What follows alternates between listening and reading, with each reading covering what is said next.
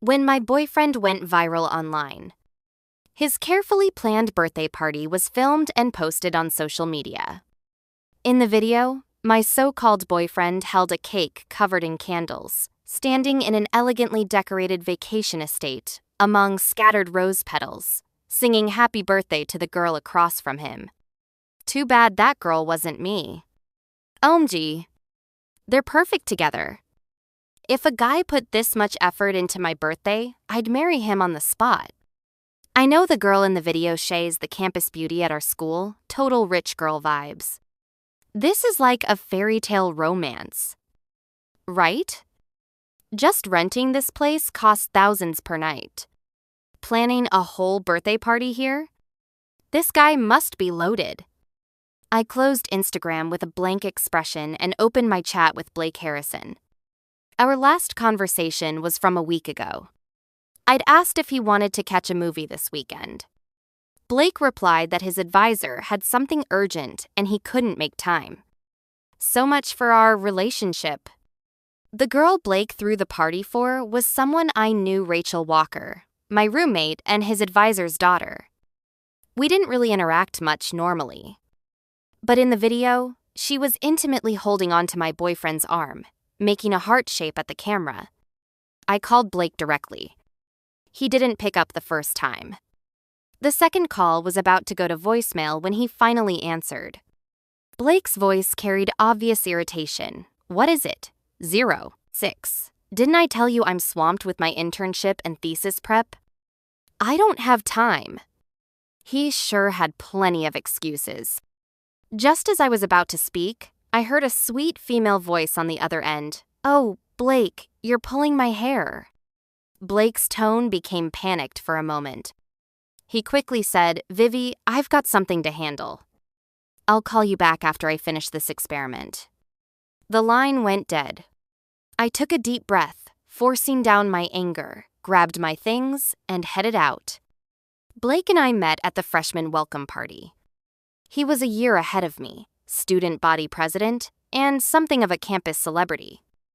He was the one who pursued me, claiming it was love at first sight. In the beginning, Blake's care was incredibly thoughtful, bringing me pain relievers and supplies during my period, delivering late-night snacks when I was studying. During a track meet, when I twisted my ankle while running, he carried me all the way to the nurse's office. That's when I was moved by his gestures and agreed to date him. But that was only 2 or 3 years ago. Considering everything he'd done for me, I decided to give him one last chance to explain in person. I made my way to Blake's dorm building.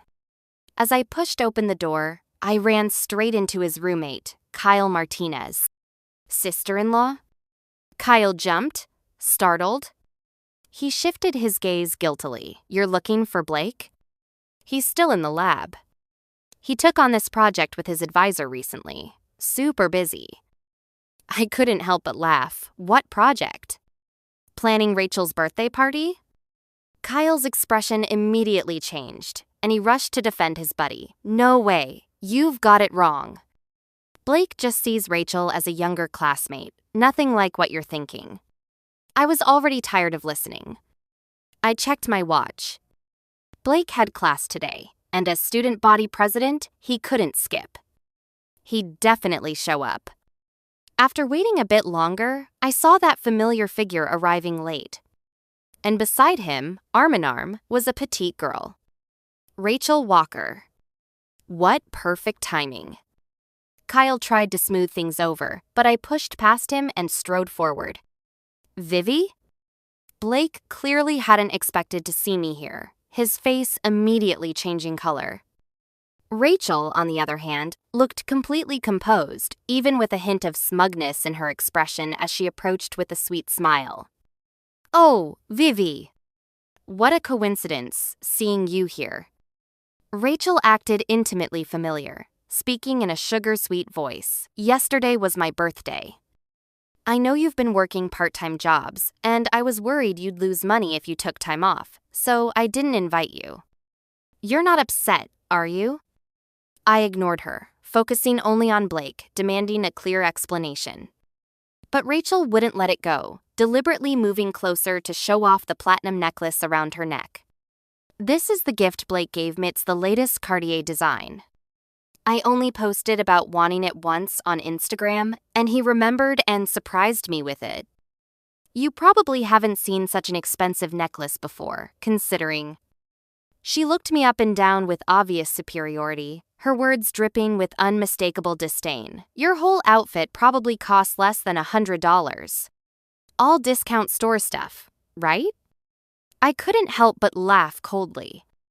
An international designer's custom handwork, and in Rachel's eyes, it was discount store merchandise because it didn't have flashy logos. Of course, only someone like her would feel the need to constantly display brand names to show off her so-called status and image. When school started, my CEO father had repeatedly warned me to keep a low profile and not broadcast our family's situation. I'd also wanted to become independent from my family, so I never mentioned my background to my roommates and even took part-time jobs to challenge myself. I never expected that when Rachel saw me doing market research at a bubble tea shop, she'd label me as a poor working student whose family couldn't afford living expenses. Since then, she'd made plenty of snide remarks in our dorm. Back then, I figured we were just college roommates who'd go separate ways after graduation, so I never took it to heart. But now she was deliberately trying to humiliate me. Blake really had gone all out. I'd seen that necklace on the official website, easily tens of thousands of dollars.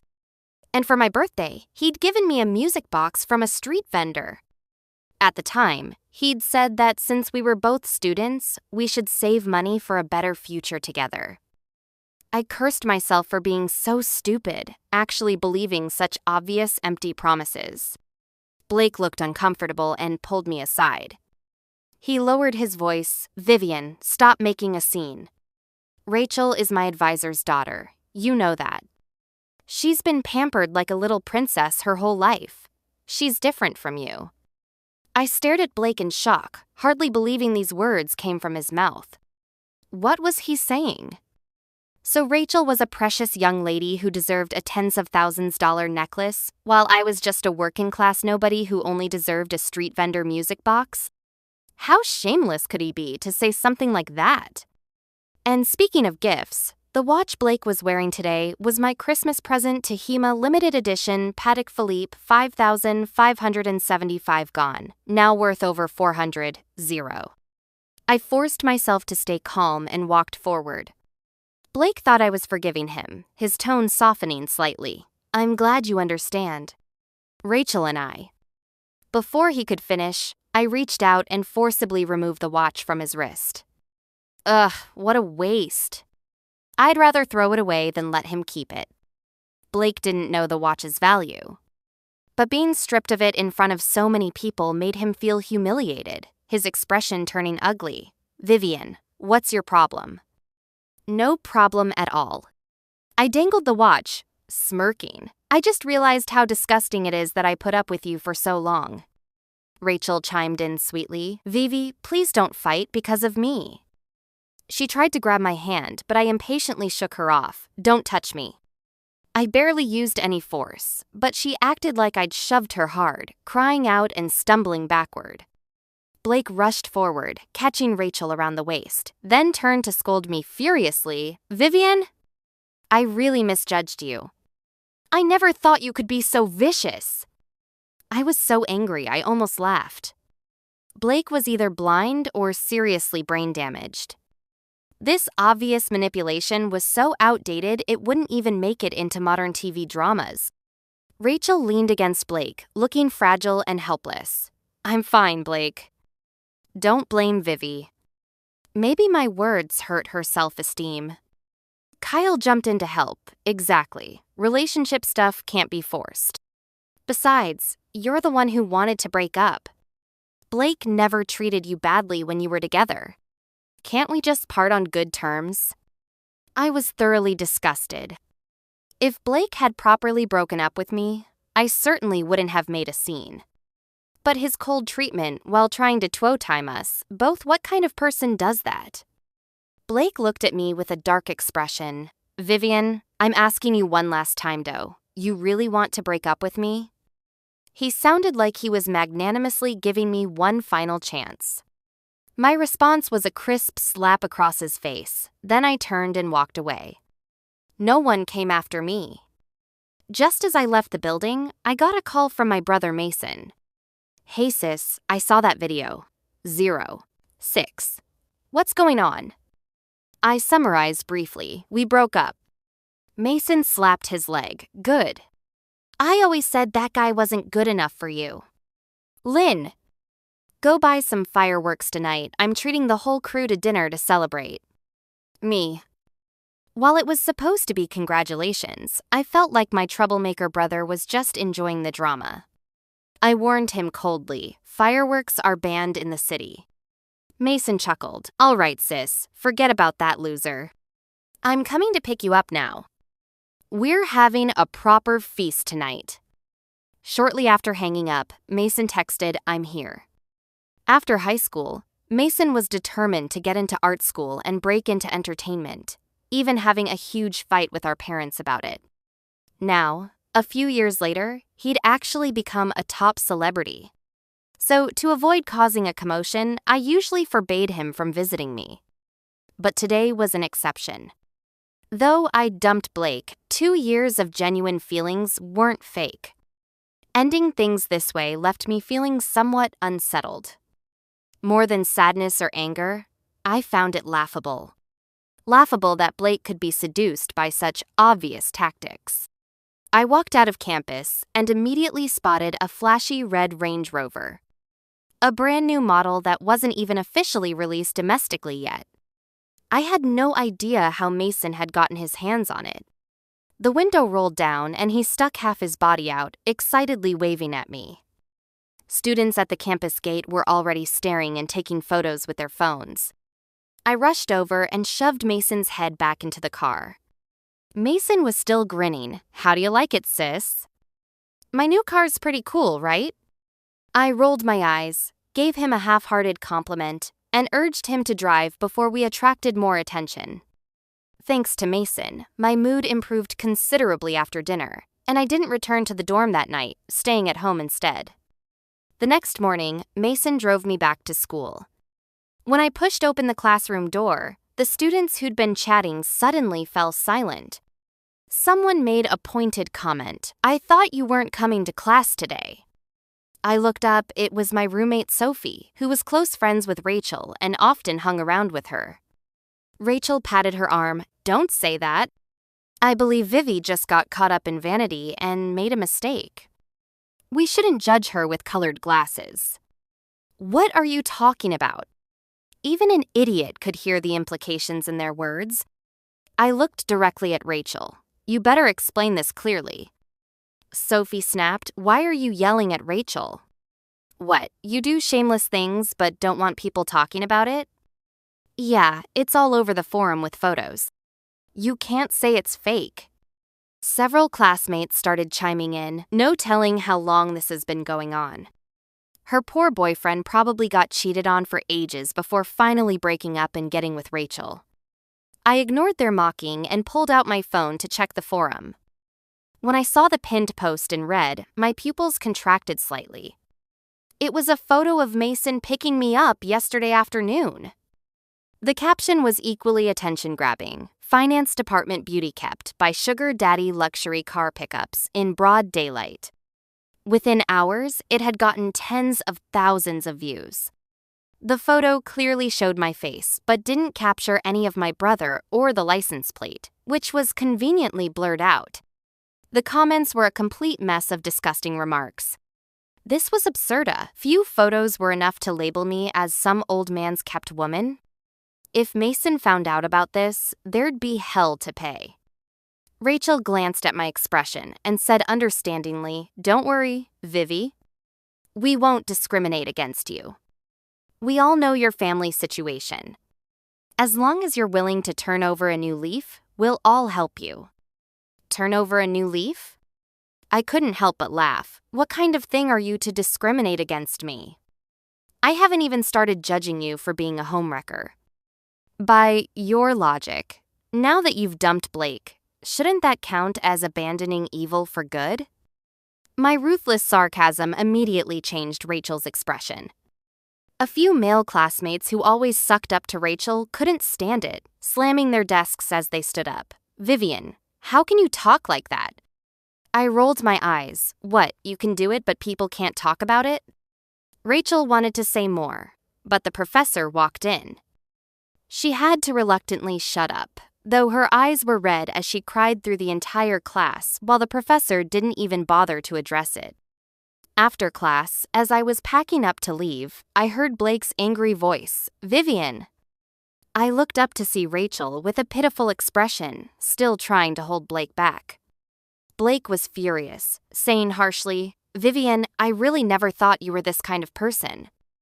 Sleeping with old men for money, just thinking about how I dated you for so long makes me feel dirty." My expression turned cold. Even though Blake's behavior had been constantly hitting new lows these past few days, I still felt genuinely disgusted.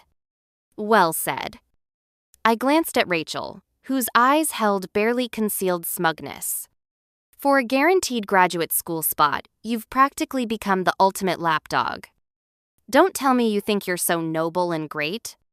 You're just not sellably if you could sell yourself. You'd probably run faster than anyone.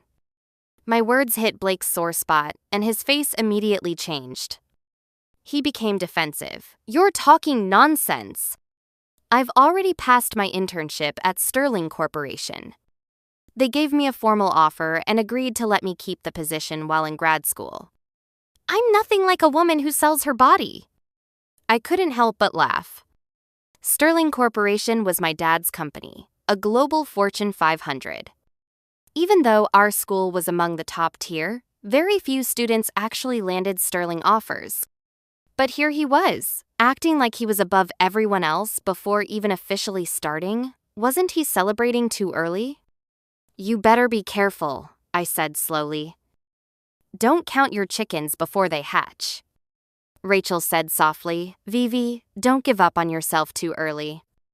If you're really short on money, I could ask my dad to let you work as a housekeeper at our place. The salary might not match your current income, but at least you wouldn't have to sell your dignity." Housekeeper? I found it unbelievable. If my dad knew I was working as someone's housekeeper, washing dishes and mopping floors, he'd probably have a heart attack on the spot. "No thanks, I still need to inherit the family business," I snorted. "You can keep that opportunity for yourself." Blake said angrily, "Ungrateful." "Rachel, don't waste your breath on someone who only knows how to sell her body for money." Just as he finished speaking, a slim figure suddenly swept past me from behind, charging straight at him, and without a word, smashed her diamond-studded purse into Blake's face. "Ah!" Blake covered his face and screamed. I looked somewhat helplessly at the newcomer. "How did you get here?" "I can handle this myself." Emma flipped her hair and pointed at Blake like she was indicating a pile of garbage. "If you could handle it, would you still be getting bullied by these two pieces of trash?" Emma had grown up with me, always straightforward and aggressive, shade rather fight than argue. She looked distressed as she clutched her purse. "It's scratched." "There are scratches." "I'll buy you a new one," I consoled her. 0, 6. Pick whatever you want. Emma brightened up. "Then I'll hit them a few more times so it's not wasted." As she moved to attack again, Rachel panicked and quickly stepped in front of Blake. "You can't just hit people." "Hit people?" Emma rolled her eyes. "Beating dogs isn't the same as hitting people." You, Rachel, was probably furious, but Emma's presence was completely different from her weak little white flower act. Even if she wasn't the sharpest, she could tell Emma was not someone to mess with. She forcibly swallowed her words and squeezed out a few tears. "Vivi, even if Blake broke up with you, it's not entirely his fault." "Right, and there's also your fault." The last of my feelings for Blake completely evaporated when I saw him cowering behind Rachel.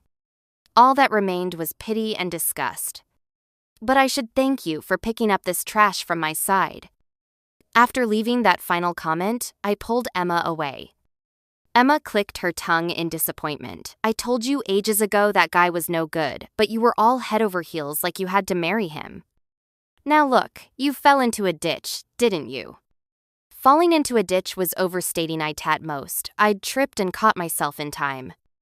I thought about Blake's smug attitude, and how putting someone like that in my dad's company might corrupt the workplace culture. Sterling had already filled this year's internship spots, but I'd sweet-talked my dad into adding one more position. But now, he didn't deserve it. Canceling Blake's offer was just a matter of one sentence. I specifically requested that they not notify him too quickly. Emma had been listening to my phone call and burst out laughing. Brilliant. That kind of person deserves a lesson. I smirked and asked her, "How did you suddenly show up here?" "Your brother told me." Emma looked a bit guilty and changed the subject. "To reward you for draining the water from your brain, Big Sister's treating you to some serious shopping." I narrowed my eyes. It seemed like there was something going on between Emma and Mason. But since Emma didn't say anything, I didn't press. She'd tell me when she couldn't hide it anymore anyway. Emma and I shopped downtown until evening before returning to the dorm. As soon as I walked in, I heard Sophie's envious voice. "Rachel, this LV bag is a classic design, right? It's really hard to get in the US." Rachel's eyes held subtle superiority as she smiled. "Yeah, Blake gave it to me. He said he saw it and thought it suited me, so he bought it on impulse. He's always like this, I tell him not to, but he doesn't listen."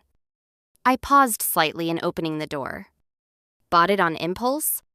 Blake was being quite generous. But based on what I knew about him, his parents were just ordinary working-class people from a small city, and they only gave him enough for basic living expenses. Being able to afford an LV bag probably meant he'd used up all his internship salary from Sterling. I'd never seen him be this filial to his hard-working parents back home. It seemed he really saw Rachel as his stepping stone to graduate school, just waiting to climb the social ladder. I entered the dorm, and Sophie glanced at me with a sarcastic tone. "The princess is back?" Since the photos of me and my brother were posted on the forum, I'd gained this nickname in class. I ignored her, but Sophie had already approached, immediately noticing the necklace Emma had bought me today. She looked shocked. "This looks like Van Cleef Arpels?" I brushed away Sophie's hand. "None of your business." But Sophie grabbed my shoulder, pulling me toward the light. "But the color seems off somehow." "It's fake, isn't it?" Rachel also approached. "Vivi, Sophie speaks without thinking. Don't mind her." "But this necklace..." As she spoke, she grabbed the necklace around my neck and suddenly yanked hard, crack. With a slight sound, the necklace broke. Rachel acted startled, letting go as the necklace fell to the floor. "Sorry, Vivi, I didn't control my strength." "How much was it?" "I'll pay you back." Since it's a knockoff anyway, it probably wasn't expensive. My neck still bore red marks from Rachel's rough handling, and hearing her words, I was so angry I laughed. "Sure, the official website price is $260, but you can't buy it domestically right now. You have to pre-order from abroad with a markup. Are you paying through Venmo or Zelle?" As soon as I said this, Rachel's face changed. $260,000? She could barely maintain her trademark sweet smile, her voice becoming shrill. "Are you trying to scam me?" The other roommates who'd been shocked snapped back to reality, all chiming in, "Right, it's just a broken necklace. You're obviously trying to rip off Rachel because she has money. If it's real, show us the receipt." I called Emma and briefly explained what happened. Emma immediately said she'd have her driver bring the receipt tomorrow. Since I didn't produce a receipt immediately, Rachel felt more confident, putting on a generous act. "For the sake of being roommates, I can give you $1,000. That's enough to buy dozens of necklaces like this." I rolled my eyes coldly. "Wait until tomorrow when the receipt arrives, then we'll settle this properly." With that, I went to wash up and went to bed, ignoring Rachel completely. The next day, I had class and set my alarm, but when I got up, I nearly stepped into a puddle. Looking down, I saw water all over the floor, including my desk, which was completely flooded. I rushed to save my laptop, unplugging it and lifting it up, but my heart sank when I saw water still dripping from inside the computer. It was clearly beyond repair. "Oops, sorry, Vivi, I accidentally spilled water on your desk," came Rachel's sarcastic voice. "Is your laptop okay? Maybe I should take it to get fixed?" "But your laptop is so old anyway, it was probably time for a replacement." 06. Fury rose in my chest as I pushed past Rachel and headed straight to the dean's office with my laptop. "That's basically what happened," I said coldly. "Rachel Walker deliberately destroyed my laptop. I demand serious consequences." The dean took off his glasses and wiped them, taking several seconds before responding. "Vivian, I understand your feelings right now, but to so definitively claim that Rachel did this on purpose, isn't that a bit much?" I couldn't believe my ears. "I've explained everything clearly," I said through gritted teeth. "Rachel Walker." "But I really didn't do it on purpose," Rachel said pitifully. "I already apologized and offered to pay for repairs. Why are you being so unreasonable?" I was so angry, my temples were throbbing as I laughed coldly. "Then how about I soak your laptop and just apologize to you?" "How can a student talk like that?" Another voice spoke up. I looked over to see Rachel's advisor father, with Blake following behind carrying files. Rachel immediately threw herself into Blake's arms, crying. Blake looked at her with concern, then raised his head to accuse me. "How can you keep targeting Rachel like this? You're roommates, can't you be a little more generous? These young girls nowadays are so petty. Someone makes a small mistake and they won't let it go." "Exactly, typical of making a mountain out of a molehill. We've watched Rachel grow up, how could she do something like this?" 06. Several advisors in the office whispered among themselves, all pointing fingers at me, as if this were a trial where I'd somehow become the villain. The feeling of being scrutinized was terrible. I felt like I had a target on my back, with Rachel's crying echoing in my ears. "How about this, Vivian?" Rachel's father said. "I'll apologize on Rachel's behalf and pay for your laptop at original price. That should settle this, right?" Rachel's father continued. "You're roommates. You should be understanding of each other, you know?" I glanced at Rachel and clenched my fists. Save your lectures for your own daughter. If apologies worked, we wouldn't need police or laws, would we? Making such a big deal out of a minor roommate squabble, bringing up police and laws? Rachel's father's expression darkened. "Our school doesn't need students with character problems. If you keep making trouble like this, it might affect your graduation." If I heard correctly, he was threatening me with my diploma? "It seems your school really does have interesting standard essay. Graduate advisor can casually manipulate students' diplomas?" A sudden voice cut through the office noise, silencing everyone. I looked up in surprise. "Dad?" The man being escorted in by the bowing and scraping president was none other than my usually low-profile father. "This is one of our school's board members, the chairman of Sterling Corporation, Mr. Sterling." The new laboratory building under construction was donated by Chairman Sterling, the president introduced with a beaming smile. "Chairman Sterling, you should have told us your daughter was studying here so we could have taken better care of her." My dad completely ignored the president's flattery and strode in. "I just want to know who's threatening to withhold my daughter's diploma." "Vivian is your daughter?" Rachel asked shrilly. My dad glanced at her. "Want to do a paternity test?" Everyone's faces showed a spectrum of expressions as Rachel's face went pale and she suddenly screamed, "Impossible! She's just a working student, dirt poor. This must be another one of your tricks." As she ranted, she rushed toward me to grab my collar, but before she could touch me, a slap sent her crashing to the ground. "Enough!" Rachel's father's chest heaved as he pointed at Rachel and scolded. How did I raise such an ungrateful daughter? After berating Rachel, he turned to apologize to me. "I'm so sorry, Vivian." This is all Rachel's fault. I'll discipline her properly. Rachel's father was visibly sweating, acting as if he hadn't been the one protecting Rachel just moments before. I watched the scene unfold calmly, my earlier anger seeming to evaporate. Rachel covered her face, tears falling silently, her eyes full of disbelief, but no one moved to help her, not even Blake. The president kept apologizing. "I'm terribly sorry, Chairman Sterling. I'll immediately investigate improper conduct on campus and ensure your daughter gets a satisfactory resolution." "That's your job as president," I said.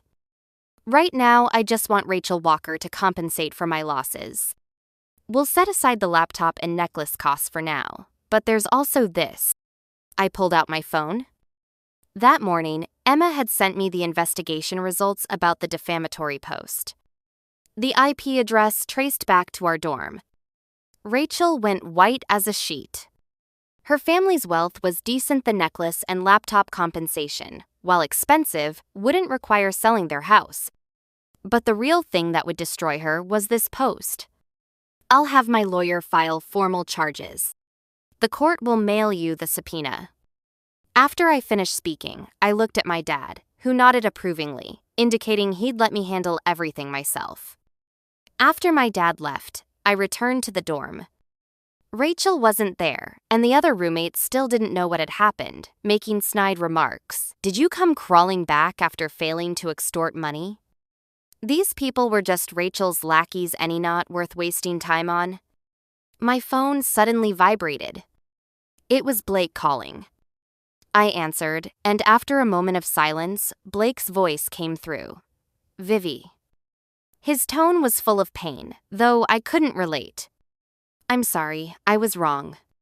Rachel and I were just acting. I've always cared about you. If you hadn't made this call, I might have thought better of you." I interrupted him. "I've already submitted evidence of you having someone else write your thesis.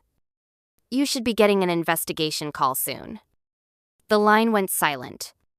I concluded, "Good luck." Then I hung up. News of Rachel's father being fired quickly hit the school forum.